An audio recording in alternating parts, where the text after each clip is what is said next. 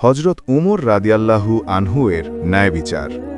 এক রাখালের ছাগলের গল্প। ইসলামের ইতিহাসে খলিফা হজরত উমর ইবনে খাত্তাব রাদিয়াল্লাহু আনহু এর ন্যায় বিচারের কথা সকলেই জানেন। তিনি ছিলেন কেবল শক্তিশালী নেতা নয়, বরং ঈমানী ও ন্যায়পরায়ণ ব্যক্তি। মানুষের প্রতি তার যত্ন ও ন্যায়পরায়ণতা, এমনকি সাধারণ মানুষের ছোট ছোট দুর্বলতা পর্যন্ত তিনি নজরদারি করতেন। তিনি বিশ্বাস করতেন একটি সঠিক সমাজ গড়ে উঠবে শুধুমাত্র তখনই যখন ক্ষমতাধরেরা দুর্বল ও গরিবের অধিকার রক্ষা করবে। একদিন রাতে যখন শহর মদিনার পথে শান্তি নেমে এসেছিল, হজরত উমর রাদিয়াল্লাহু আনহু নিজের পরিচয় গোপন রেখে বাইরে বের হলেন। তিনি চেয়েছিলেন নিজ চোখে দেখবেন সাধারণ মানুষের জীবনধারায় কি ঠিকমতো ন্যায় বিচার চলছে। তখন তার সঙ্গে কোনো সৈন্য বা প্রহরী ছিল না। তিনি শুধু এক সাধারণ মানুষ হিসেবে বের হয়েছেন। মসজিদের আলো থেকে দূরে কাদামাটির রাস্তা দিয়ে তিনি চললেন। রাস্তার ধারে তিনি দেখলেন এক রাখাল তার ছাগল নিয়ে ঘাস খুঁজছে। রাখালের চেহারায় কোনো ভয় বা উৎকণ্ঠা নেই। তিনি মনে মনে ভাবলেন, আজ আমি পরীক্ষা নেব যে এই মানুষটি কতটা সত্যি ও ঈমানদার। হজরত ওমর রাদিয়াল্লাহর পরিকল্পনা ছিল, সাধারণ মানুষের চোখে তিনি এক ধনবান ব্যক্তি নয়, এক সাধারণ ক্রেতা। তিনি রাখালের কাছে গেলেন এবং বললেন, ভাই, আমি তোমার একটি ছাগল কিনতে চাই, কিন্তু আমি চাইছি না যে তুমি ছাগলটির দামে আমাকে ঠকাও। দামে কিছুটা কম দিলে কি সম্ভব? রাখাল কিছুটা তাকিয়ে দেখল যে লোকটি ধনী নয়, সাধারণ মানুষের মতোই, কিন্তু তার চোখে ছিল সততা ও খোদাভীতির ছোঁয়া। রাখাল উত্তর দিল, ভাই, আমি কখনো কাউকে ঠকাই না।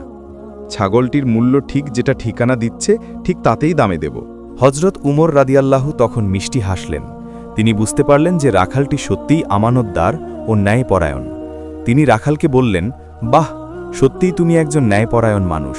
তোমার মতো মানুষ সমাজের জন্য আশীর্বাদ। এরপর হজরত উমর রাদিয়াল্লাহু রাখালের কাছে নিজের পরিচয় প্রকাশ করলেন, আমি উমর, আল্লাহর খলিফা। আজ আমি রাতের অন্ধকারে বের হয়েছি সাধারণ মানুষের অবস্থা দেখার জন্য। তোমার সততা আমাকে খুব খুশি করেছে। আল্লাহ তোমাকে ধন্য করুক। রাখাল অবাক হয়ে রইলেন। তিনি বুঝতে পারলেন যে সাধারণ এক মানুষ যে তার ন্যায়পরায়ণতা যাচাই করতে এসেছে, সেই মানুষই দেশের সবচেয়ে শক্তিশালী ব্যক্তি। কিন্তু তার ভয় বা লোভের কোনো প্রভাব রাখালকে ছাগল বিক্রি করতে বাধ্য করতে পারেনি। রাখাল ঈমান ও সততার জন্যই নিজের দায়িত্ব পালন করেছিলেন। হজরত ওমর রাদিয়াল্লাহু এই ঘটনার মাধ্যমে শহরের অন্যান্য মানুষেরও সততা ও ন্যায়পরায়ণতার দিকে নজর রাখার প্রয়োজনীয়তা বোঝাতে চেয়েছিলেন। তিনি প্রায়ই বলতেন, যদি একজন মানুষ নিজের দায়িত্বে সততা রাখে, আল্লাহ তাকে হেফাজত করবেন। তবে যারা ক্ষমতার আসনে বসে, তাদের উচিত সবচেয়ে ছোট্ট মানুষের প্রতিও ন্যায়পরায়ণ হওয়া। গল্পের মূল শিক্ষা হল, সত্যিকারের ন্যায় বিচার ও ঈমান শুধু বড় পদে বসে থাকা মানুষদেরই নয়, বরং সাধারণ মানুষদের মধ্যেও থাকতে হবে। আমানতদারি ও সততা কখনোই ক্ষতি করতে পারে না, বরং শেষ পর্যন্ত আল্লাহর দয়ায় মানুষ সমৃদ্ধ হয়। হজরত ওমর রাদিয়াল্লাহ এই ছোট্ট ঘটনা থেকে সমাজকে শেখাতে চেয়েছিলেন যে সমাজের শান্তি ও ন্যায়পরায়ণতা প্রতিটি মানুষের সততার ওপর নির্ভর করে। এই গল্পটি আজও আমাদের জন্য একটি দৃষ্টান্ত। আমাদের উচিত ছোট থেকে বড় সকল ক্ষেত্রে সততা ও ন্যায়পরায়ণতা বজায় রাখা।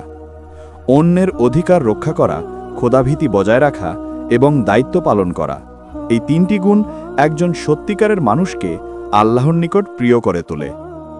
রাখালটি মসজিদের দিকে চলে যাওয়ার পথে মনে করছিল, আমি কেবল আমার দায়িত্ব পালন করেছি, কিন্তু আজ আল্লাহ আমাকে এমন মহৎ ব্যক্তির স্বীকৃতি দিলেন।